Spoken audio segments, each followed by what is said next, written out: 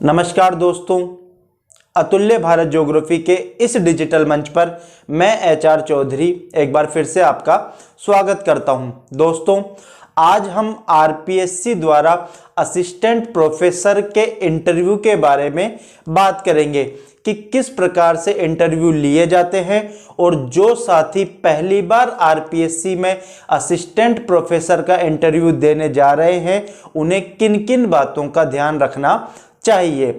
अपनी चर्चा प्रारंभ करने से पहले मैं आपको बता दूं कि मैंने वर्ष 2010 और 2015 में असिस्टेंट प्रोफेसर का इंटरव्यू आरपीएससी में दिया है।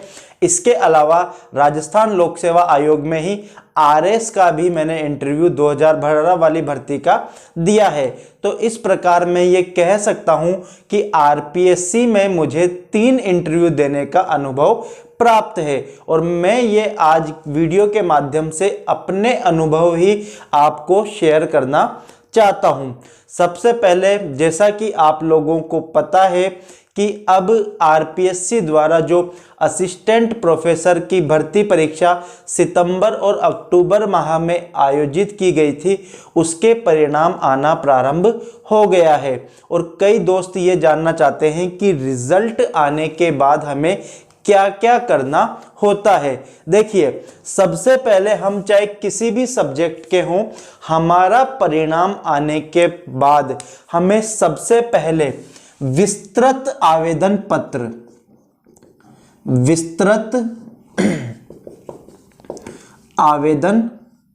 पत्र, इसको डिटेल्ड एप्लीकेशन फॉर्म भी कहा जाता है। इसे राजस्थान लोक सेवा आयोग की साइट से डाउनलोड करके भर के हमें 7 दिवस के अंदर, कितने दिवस के अंदर? 7 दिवस के अंदर भर के हमें इसे आरपीएससी को भेजना पड़ता है। इसमें हमारी पूरी की पूरी जो डिटेल्स है वो होती है कि हमने कहाँ से 10th की, कब की, कितना परसेंट है, 12th, ग्रेजुएशन, पोस्ट ग्रेजुएशन, हमने नेट कब की या फिर सेट कब की, जितनी भी हमारी क्वालिफिकेशन है, हमारी डेट ऑफ बर्थ, इसके अलावा आपका मैरिटल स्टेटस क्या है, इन सभी जानकारियों को भरकर और इसके साथ हमें इन सभी की फोटोकॉपी, जो हमारी 10th की मार्कशीट है, 12th की मार्कशीट है या जितने भी हमारे मार्कशीट और डॉक्यूमेंट्स हैं, उन सब की फोटोकॉपियां हमें कितने दिन के अंदर? 7 दिन के अंदर हमें आरपीएससी को भेजनी होती हैं। तो सबसे पहला कार्य हमें क्या करना होता है कि विस्तृत आवेदन पत्र को भर के भेजना होता है। इसके बाद क्या होता है कि आरपीएससी के द्वारा विभिन्न विषयों के साक्षात्कार की तिथियां घोषित की जाती हैं। जो आपका रोल नंबर होता है उस हिसाब से आपको क्या की जाती है? तिथियां घोषित की जाती है या फिर आपको सूचित किया जाता है कि आपका साक्षात्कार किस दिनांक को होगा। ठीक है, जब आरपीएससी साक्षात्कार की तिथि घोषित कर देती है तो उसके पश्चात हमें क्या ध्यान रखना है कि हम आरपीएससी में जो हमारा सब्जेक्ट है जिससे हमने हमारा रिटन एग्जाम दिया है असिस्टेंट प्रोफेसर के लिए, हमें उसकी तो पूरी की पूरी नॉलेज होनी ही चाहिए। उसके बारे में हम बाद में बात करेंगे। पहले हम इस प्रक्रिया को देखते हैं कि आरपीएससी के द्वारा एक दिन में 2 पारियों में साक्षात्कार आयोजित किए जाते हैं। कितनी पारियों में? 2 पारियों में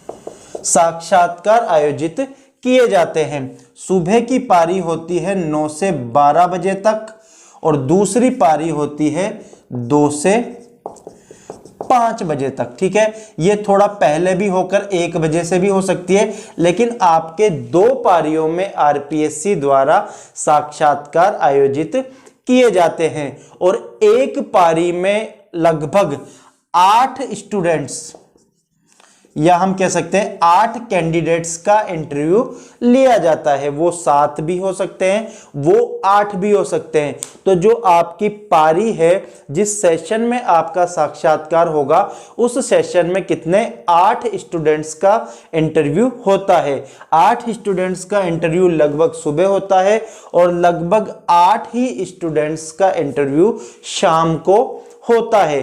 तो जब आपका इंटरव्यू हो तो आप वहां पर क्या करते हैं, हमें हमारे ओरिजिनल डॉक्यूमेंट्स लेकर वहां पर समय से थोड़ा पहले ही पहुंचना होता है। उसके बाद हमें आवाज देकर के अंदर बुला लिया जाता है। आरपीएससी का जो भवन है उसमें हमें अंदर बुला लिया जाता है और वहां पर हमारे डॉक्यूमेंट्स को चेक किया जाता है। ठीक है, यह चीज ध्यान दीजिएगा। अंदर जाने के बाद सबसे पहले आपका क्या काम होता है, डॉक्यूमेंट्स को चेक किया जाता है। डॉक्यूमेंट्स को चेक करने का तात्पर्य है कि जो हमने विस्तृत आवेदन पत्र के साथ फोटोकॉपियां भेजी थी, उनको हमें क्या किया जाता है, अब ओरिजिनल डॉक्यूमेंट्स जो हम लेके गए हैं उन्हें चेक किया जाता है कि जो हमने हमारे डिटेल्ड एप्लीकेशन फॉर्म के साथ जो भी हमने फोटोकॉपीज भेजी है, क्या वो बिल्कुल सही थी। तो हमारे पूरे के पूरे डॉक्यूमेंट्स को क्या किया जाता है, चेक किया जाता है। ठीक है, तो अब आप देखिए आरपीएससी के अंदर क्या प्रक्रिया चल रही है कि एक टेबल पर कैंडिडेट्स को बिठा दिया जाता है। हम कितने कैंडिडेट्स की बात कर रहे हैं, 8 कैंडिडेट्स होते हैं। इनको एक लंबी टेबल के सहारे बिठा दिया जाता है। अब यहां पर क्या किया जाता है, इनको एक सीरियल नंबर, एक क्रमांक दिया जाता है कि मान लीजिए इनका क्रमांक 1 है, इसका 2 है, 3, 4, इस प्रकार से कुछ भी आपका सीरियल नंबर आ सकता है। सीरियल नंबर से तात्पर्य है कि इनका जो कैंडिडेट्स वहां पर अंदर गए हैं साक्षात्कार के लिए, उन्हें इस सीरियल नंबर के हिसाब से अंदर साक्षात्कार के लिए बुलाया जाएगा। इसके बाद जो बोर्ड के चेयरमैन होते हैं वो इन कैंडिडेट्स को क्या करते हैं, संबोधित करते हैं। जब मैंने आरपीएससी में आरएस 2012 का इंटरव्यू दिया था तो वहां पर हमारे चेयरमैन आए थे और उन्होंने हमें क्या किया, संबोधित किया और आरपीएससी की प्रक्रिया के बारे में बताते हैं कि जो आरपीएससी के साक्षात्कार हैं वो बिल्कुल निष्पक्ष और बिना भेदभाव के होते हैं। आप लोगों को घबराने की बिल्कुल आवश्यकता नहीं है और आप अपना साक्षात्कार बिल्कुल आराम से दें। तो यहां तक हमारा हो गया कि हमें यहां पर क्या मिल गया, सीरियल नंबर मिल गया। अब क्या प्रक्रिया होती है, इसके बाद यहां से 2 कैंडिडेट्स जिनका नंबर 1 और 2 है, उनको हमारे जो इंटरव्यू बोर्ड का जो रूम होता है, मान लीजिए यहां पर क्या है, इंटरव्यू बोर्ड का रूम है, तो यहां पर ले जाके बिठा दिया जाता है। ठीक है, इंटरव्यू बोर्ड के रूम के बाहर ले जाकर बिठा दिया जाता है।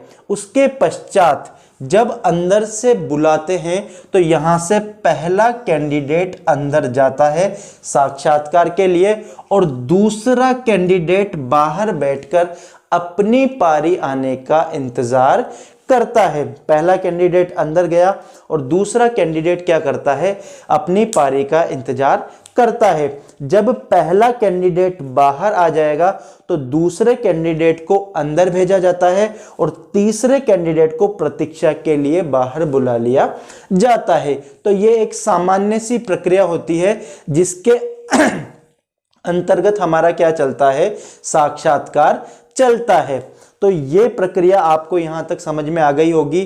क्या समझ में आना चाहिए हमें कि सबसे पहले हमने डिटेल्ड एप्लीकेशन फॉर्म भर के भेजना है, उसके बाद आरपीएससी के द्वारा क्या होता है, साक्षात्कार की तिथियों का क्या किया जाता है, घोषणा की जाती है। इसके पश्चात एक पारी में 8 मैक्सिमम कैंडिडेट्स का क्या होता है, इंटरव्यू होता है। इंटरव्यू के लिए हमें जब अंदर जाते हैं तो वहां पर हमारे डॉक्यूमेंट्स को क्या किया जाता है, चेक किया जाता है। इसके बाद हमको सीरियल नंबर दे दिए जाते हैं और उसके बाद हमें बुलाया जाता है। अब हम बात करते हैं कि इंटरव्यू बोर्ड में कितने मेंबर्स होते हैं, किस प्रकार से हमसे क्वेश्चनिंग की जाती है और किस प्रकार से हमको आंसर देना चाहिए, कौन से और किस प्रकार के विषय को बोर्ड पे पढ़ाया जाना चाहिए हमारे द्वारा। अब हम बात करें कि जो इंटरव्यू का हमारा रूम होता है उसमें अंदर किस प्रकार की व्यवस्था होती है। तो देखिए, सामान्य रूप से जो क्या होता है, इंटरव्यू बोर्ड में 3 सदस्य होते हैं। इंटरव्यू बोर्ड में कितने सदस्य होते हैं? 3 सदस्य होते हैं। मध्य में बोर्ड के चेयरमैन, जो हमारा साक्षात्कार का बोर्ड निर्धारित होता है उसके चेयरमैन मध्य में बैठते हैं और उनके दोनों तरफ एक एक सब्जेक्ट एक्सपर्ट बैठते हैं। ठीक है, एक एक्सपर्ट इधर होते हैं, एक्सपर्ट इधर होते हैं, जो विभिन्न विश्वविद्यालयों के प्रोफेसर्स होते हैं, जो अपने सब्जेक्ट में क्या होते हैं, विषय विशेषज्ञ होते हैं। तो 3 सदस्यीय बोर्ड होता है। इस टेबल के सामने ही एक चेयर रखी होती है जहां पर हमको जाकर बैठना होता है। ठीक है, एक चीज ध्यान दीजिएगा, कई बार मैंने स्टूडेंट्स को देखा है जिन्होंने हमारे साथ इंटरव्यू दिए हैं कि इंटरव्यू के नाम से ही हमको घबराहट होने लग जाती है कि इंटरव्यू में क्या होगा, कैसे होगा।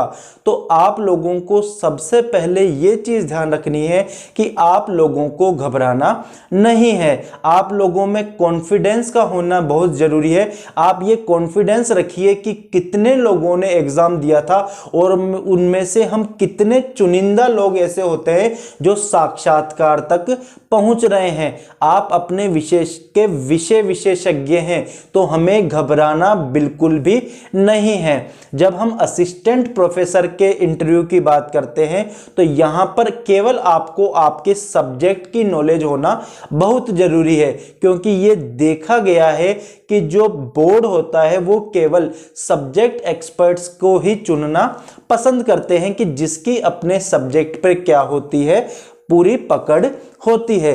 तो अब हमें जब रूम के अंदर एंटर करते हैं तो सबसे पहले हमें बोर्ड के मेंबर्स का क्या करना होता है, अभिवादन करना होता है। आप साधारण सा हाथ जोड़कर उनसे नमस्कार कर सकते हैं और इसके साथ आप क्या करेंगे, अंदर की तरफ प्रवेश करेंगे। जब तक आपसे बैठने के लिए नहीं कहा जाए तब तक आप बैठेंगे नहीं। जैसे ही हम रूम में एंटर करते हैं तो हमें कहते हैं कि आप अपनी सीट पर आराम से बैठिए। तो जब आप अपनी सीट पर बैठें तो सबसे पहले कंफर्टेबल हों। ठीक है, आपका कंफर्टेबल होना बहुत जरूरी है। तो जिस भी पोजीशन में आप बैठें तो वो आपके लिए क्या होनी चाहिए, कंफर्टेबल होनी चाहिए। और बैठने के पश्चात आपको थैंक यू बोलना चाहिए कि थैंक यू सर। ठीक है, इसके बाद क्या होता है कि जो बोर्ड के चेयरमैन हैं, यहां से आपका इंटरव्यू प्रारंभ होता है। सबसे पहले बोर्ड के चेयरमैन आपके बारे में बेसिक नॉलेज लेते हैं। बेसिक नॉलेज का तात्पर्य है कि आपने 10th कहां से की, किस स्कूल से की, किस ईयर में की और आपके कितने % मार्क्स थे, आपके सब्जेक्ट क्या क्या थे। फिर आपके बाद आपने जो ग्रेजुएशन की है वो किस कॉलेज से किया, आपने किस ईयर में किया और आपके सब्जेक्ट्स क्या क्या थे। इसके बाद हम बात करें कि पोस्ट ग्रेजुएशन कब की और इसमें आपके कौन कौन से पेपर्स थे। ठीक है, ये चीज़ ध्यान दीजिएगा कि हमारे पीजी में कौन कौन से पेपर्स थे और हमने किस ईयर में की। इसके अलावा अगर आपने पीएचडी की है या फिर एमफिल की है तो आपने जो डिसर्टेशन लिखी है उसका सब्जेक्ट क्या था, इसके बारे में आपको नॉलेज होना चाहिए। सामान्यतः यह देखा गया है कि ये जो चेयरमैन होते हैं, यदि वो आपके विषय के से संबंधित नहीं होते हैं तो फिर हमारा इंटरव्यू किस प्रकार से प्रारंभ होता है, तो फिर हमारा इंटरव्यू प्रारंभ होता है या तो होम डिस्ट्रिक्ट से। ठीक है। एक चीज ये ध्यान दीजिएगा कि आप किसी भी जिले से संबंधित हो, आपको उसके बारे में बेसिक नॉलेज पता होनी चाहिए कि उसकी भौगोलिक स्थिति क्या है, उसका ज्योग्राफी के संदर्भ में कोई महत्व है क्या, उसका हिस्टोरिकल कोई महत्व है क्या, या फिर कुछ पॉलिटिकल महत्व आपको पता होना चाहिए। यदि मैं मेरी बात करूं तो मेरा जो मूल निवास है वो कोटा डिस्ट्रिक्ट में आता है, ठीक है। कोटा से मेरी पूरी एजुकेशन हुई है, तो मेरे जो अनुभव हैं वो इंटरव्यू के क्या रहे हैं कि मुझसे कोटा और उसके आसपास से संबंधित क्षेत्रों के बारे में पूछा गया है। जैसे मेरे से पूछा गया है मुकुंदरा राष्ट्रीय उद्यान, जो मुकुंदरा का राष्ट्रीय उद्यान है और टाइगर प्रोजेक्ट है, बाघ परियोजना, इसके बारे में प्रश्न किया गया है मेरे से कि मुकुंदरा हिल्स बाघ परियोजना का प्रारंभ कब हुआ, इसको राष्ट्रीय उद्यान घोषित कब किया गया, किन किन जिलों में इसका विस्तार है, तो मेरे से ये प्रश्न पूछा गया। इसके अलावा मेरे से राणा प्रताप सागर बांध के बारे में पूछा गया, जो रावतभाटा चित्तौड़गढ़ में स्थित है। इसके अलावा मेरे से कोटा बैराज के बारे में चर्चा की गई। चंबल नदी के बारे में प्रश्न पूछा गया, क्योंकि चंबल नदी कोटा जिले से होकर प्रवाहित होती है, तो चंबल नदी के बारे में मेरे से प्रश्न पूछे गए कि चंबल नदी का उद्गम कहाँ से होता है, लंबाई कितनी है, कितने जिलों में ये प्रवाहित होती है, ठीक है। इसके अलावा मेरे से राष्ट्रीय राजमार्ग संख्या 52, अभी वर्तमान में पहले 12 था, अब कितना हो गया, 52 हो गया, कि ये जो राष्ट्रीय राजमार्ग संख्या 52 है, जो आपके जयपुर से लेके कोटा होते हुए कहाँ तक, जबलपुर तक जाता है, यह राजस्थान के किस किस जिले से होकर गुजरता है। तो मेरे से कोटा के बारे में ये क्वेश्चंस किए गए। इसके अलावा एक चीज ध्यान दीजिएगा कि आप किसी भी सब्जेक्ट के हों, चाहे आप साइंस फील्ड के हों, चाहे आप आर्ट्स के हों, चाहे कॉमर्स के हों, चाहे किसी भी फील्ड के हों, हमने तृतीय प्रश्न पत्र सबने दिया है। और इसका हमारा जो सिलेबस था वो था, क्या था, राजस्थान का सामान्य ज्ञान, ठीक है।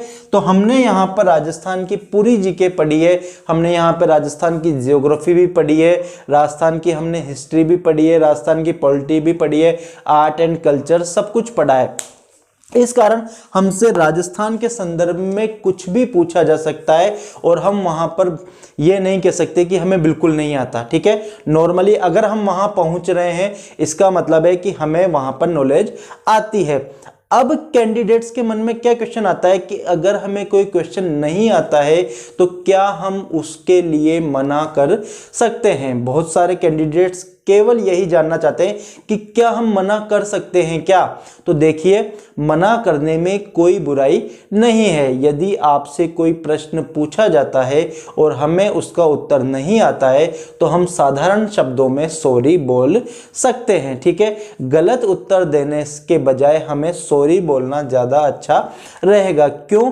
क्योंकि जो सामने बैठे हुए हैं वो आपके सब्जेक्ट के एक्सपर्ट्स हैं। चाहे हमसे जीके में पूछे या फिर सब्जेक्ट में पूछे, आप उनको बना नहीं सकते हैं कि भाई आप कुछ भी झूठ बोल के या फिर कुछ भी बना सरा आंसर बोल सकते हैं। यदि आपको उसके बारे में नॉलेज नहीं है तो मेरा ये मानना है कि हमें सॉरी बोलना ज़्यादा उचित रहेगा। अब क्या होता है कि जब चेयरमैन क्वेश्चनिंग कर लेते हैं तो उसके बाद वो आपके सब्जेक्ट एक्सपर्ट को बोलते हैं कि सर अब आप पूछिए। अब जब सब्जेक्ट एक्सपर्ट पूछते हैं तो सब्जेक्ट एक्सपर्ट उस फील्ड से क्वेश्चन करना पसंद करते हैं जो उनका खुद का फील्ड होता है। देखिए, जैसे हम ज्योग्राफी की बात करें तो ज्योग्राफी में लगभग 20 यूनिट्स हैं, ठीक है, लेकिन किस यूनिट का एक्सपर्ट है वो उन पे डिपेंड करता है। आपसे क्वेश्चंस वो वहां से करते हैं। तो आपका जो इंटरव्यू होता है तो एक चीज देखिए कि फैक्चुअल नॉलेज आपकी नहीं देखी जाती है, कि फैक्चुअल नॉलेज या तथ्यात्मक जो ज्ञान है उसको आपको रिटन एग्जाम में ही चेक कर लिया गया है। आपने फैक्चुअल ज्ञान के आधार पर ही आपका रिटन एग्जाम क्लियर किया है और अब यहाँ पर आपके कॉन्सेप्चुअल नॉलेज को चेक किया जाता है कि क्या आपके कॉन्सेप्ट्स क्लियर हैं, आपकी विषय के बारे में कितनी जानकारी है। तो सिंपल से आपसे इंटरव्यू प्रारंभ होता है और आपसे सब्जेक्ट से संबंधित प्रश्न किए जाते हैं। अब एक जो सबसे इंपॉर्टेंट असिस्टेंट प्रोफेसर के इंटरव्यू में जो सबसे इंपॉर्टेंट चीज है वो है बोर्ड पर पढ़ाना। और कई कैंडिडेट्स इससे घबराते हैं कि क्या पढ़ाते हैं, कैसे पढ़वाते हैं। तो ये देखिए कि जो ये बोर्ड जो सामने हमारे बैठा हुआ है इंटरव्यू का, तो इस रूम में हमारे एक वाइट बोर्ड लगा हुआ होता है और वहां पर एक मार्कर होता है। तो आपसे सब्जेक्ट एक्सपर्ट कहते हैं कि आप इस बोर्ड पर एक टॉपिक पढ़ाइए। तो सबसे बड़ी दिक्कत जो हम कैंडिडेट्स सोचते हैं कि हम क्या पढ़ाएं, कैसे पढ़ाएं, तो देखिए इस चीज की आपको पहले से प्रैक्टिस करनी चाहिए। क्योंकि आप ये कभी मत सोचिए कि हम बोर्ड पे डायरेक्ट जाकर पढ़ाने लग जाएंगे और हम बहुत अच्छा पढ़ा लेंगे। यदि आपने इस बोर्ड पर पढ़ाने का अनुभव नहीं लिया है तो यकीन मानिए कि आप वहां पर फर्स्ट टाइम में अच्छा नहीं पढ़ा पाएंगे। क्यों? क्योंकि हमारी घबराहट होती है, हमारे हाथ कांपने लग जाते हैं, हम लिख नहीं पाते, हमारी राइटिंग सही नहीं आती, हमारा मार्कर नहीं चलता, हम लिखते क्या हैं, हम बोलते क्या हैं, बोल कुछ और रहे हैं, लिखा हमसे जा नहीं रहा है। जबकि एक चीज देखिएगा कि बोर्ड पर पढ़ाते हुए आपको एक्सपीरियंस है तो आप लिखते हुए भी आराम से बोल सकते हैं। तो सबसे पहले तो आपको अपने पसंद का कोई भी टॉपिक तैयार करना चाहिए, कोई सा भी हो सकता है जिसमें आप अच्छा पढ़ा सके, अपने विचारों को और विषय को और उस टॉपिक को बहुत अच्छे से इन एक्सपर्ट्स को समझा सके। कुछ भी हो सकता है टॉपिक। जैसे मैं मेरी बात करूं कि जब मुझे पढ़ाने के लिए बोला गया तो मैंने उस इंटरव्यू में सूर्य ताप को प्रभावित करने वाले कारकों के बारे में चर्चा की थी, या फिर बोर्ड पे मैंने पढ़ाया था कि कौन कौन से फैक्टर्स हैं जो इस इंसोलेशन को प्रभावित करते हैं। तो जब आप बोर्ड पे पढ़ाएं तो आप पढ़ाते समय केवल एक चीज ध्यान दीजिएगा कि आप केवल ये मान के चलाएं कि हमारे सामने जो बैठे हुए हैं वो विषय विशेषज्ञ न होकर कुछ स्टूडेंट्स हैं जिन्हें हमें समझाना है, इनको कुछ नहीं आता और जो हम समझाएंगे वही ये समझेंगे। अगर आपके मन में इस प्रकार का विचार आ गया तो मानिए आप कि आप बहुत अच्छा पढ़ाएंगे। लेकिन यदि अगर हमारे मन में यह है कि सामने बैठे हुए जो शख्स हैं वो तो खुद एक्सपर्ट है, हम इन्हें क्या पढ़ाएंगे, तो फिर कोई भी इंसान हो, चाहे आप हो चाहे मैं हूं, हम कभी नहीं पढ़ा पाएंगे। कि जब हमें यह पता है कि सामने वाला तो बहुत विद्वान है तो हम क्या पढ़ाएंगे। तो आपको बोर्ड पे पढ़ाते समय केवल इतना सा एज्यूम करना है कि सामने कुछ स्टूडेंट्स हैं, इन्हें कुछ नहीं आता और हम जो पढ़ाएंगे वो इनको समझ में आएगा। अब समझाते समय ये चीज ध्यान दीजिएगा कि हर चीज ये दिमाग में हमेशा रखिए कि इनको कुछ नहीं आता। आपको ये मान के चलना है कि इनको कुछ नहीं आता, तो आपको हर चीज को एक्सप्लेन करना है। कि जैसे मैं बात करूं कि मैंने सूर्य ताप को प्रभावित करने वाले कारक पढ़ाना प्रारंभ किया, तो सबसे पहले मैंने ये बताया कि सूर्य ताप क्या होता है, ठीक है। फिर सूर्य ताप कैसे उत्पन्न होता है, सूर्य की जो केमिकल स्ट्रक्चर होता है कि कितना प्रतिशत इसमें हाइड्रोजन गैस होती है, कितना प्रतिशत इसमें हीलियम गैस होती है, उसके बारे में बताया। फिर हाइड्रोजन कैसे नाभिकीय संलयन के द्वारा हीलियम में परिवर्तित हो रही है वो बताया। फिर रेडिएशंस के हिसाब से सूर्य ताप कैसे पृथ्वी पर आता है वो बताया। तो आपको हर चीज पॉइंट टू पॉइंट आपके दिमाग में फ्रेमिंग होनी चाहिए कि हमें किस प्रकार से स्टेप बाय स्टेप अपने इस टॉपिक को क्लियर करना है। लगभग आपसे 2 या 5 मिनट तक मैक्सिमम आपसे बोर्ड पर पढ़वाया जाता है और जो आप पढ़ाते हैं उसमें से ही आपसे क्वेश्चंस किए जाते हैं। एक चीज आप यहां पर ध्यान दे सकते हैं कि उन टर्म्स का और उन शब्दों का प्रयोग ना करें जिनको आप एक्सप्लेन ना कर पाए। हमें ऐसे शब्दों का प्रयोग करने से बचना चाहिए या फिर ऐसे टर्म्स या कोई भी ऐसी वोकेबुलरी है जिसकी हम व्याख्या न कर पाए उनको कहने से बचना चाहिए, क्योंकि जो हमारे एक्सपर्ट्स बैठे हैं वो हमसे उन्हीं के बारे में पूछेंगे कि अच्छा चलो आपने ये बताया तो बताइए ये क्या होता है। जैसे मैंने बताया कि नाभिकीय संलयन प्रक्रिया के द्वारा सूर्य में क्या होती है, ऊर्जा उत्पन्न होती है। तो मेरे से क्वेश्चन किया गया कि नाभिकीय संलयन प्रक्रिया क्या होती है, किस प्रकार से घटित होती है, इसमें क्या होता है। अगर नाभिकीय संलयन न होता तो क्या सूर्य में ऊर्जा नहीं होती। तो इस प्रकार से कुछ भी टर्मिनोलॉजी हम यूज करें उसमें से हमसे प्रश्न पूछे जाते हैं। आफ्टर दैट हमारा जो इंटरव्यू होता है वो लगभग 15 मिनट तक चलता है और 15 से 20 मिनट मैक्सिमम होता है। लेकिन यदि आपके बोर्ड के मेंबर्स को लगता है कि जो कैंडिडेट है उसकी नॉलेज काफ़ी अच्छी है तो इंटरव्यू का टाइम कोई लिमिटेड नहीं होता, थोड़ा लंबा भी खिंच जाता है। लेकिन ये जो हमारा साक्षात्कार है लगभग 15 मिनट तक हम मान के चलते हैं। आपसे सभी प्रकार के क्वेश्चंस पूछने के बाद आपका इंटरव्यू यहाँ पर समाप्त होता है। फिर उसके बाद आपको थैंक यू बोलकर आपको रूम से बाहर आ जाना है। तो ये कुछ प्रक्रिया है जिसके बारे में मैं आपको बताना चाहता था कि किस प्रकार से आरपीएससी में इंटरव्यू की प्रक्रिया संपादित की जाती है। अब एक चीज ध्यान दीजिए, यदि आप कैंडिडेट हैं तो आपके मन में सकारात्मक विचारों का होना आवश्यक है। देखिए, नकारात्मक मानसिकता के साथ यदि आप साक्षात्कार के लिए जाएंगे तो हमारे वहां पर मार्क्स अच्छे नहीं आएंगे, चूंकि जो साक्षात्कार है वो कुल 24 अंक का है और यहाँ पर कैंडिडेट्स के 20 से 21 नंबर मैक्सिमम तक भी आते हैं और कैंडिडेट्स के 7-8 नंबर तक भी आए हुए हैं मिनिमम।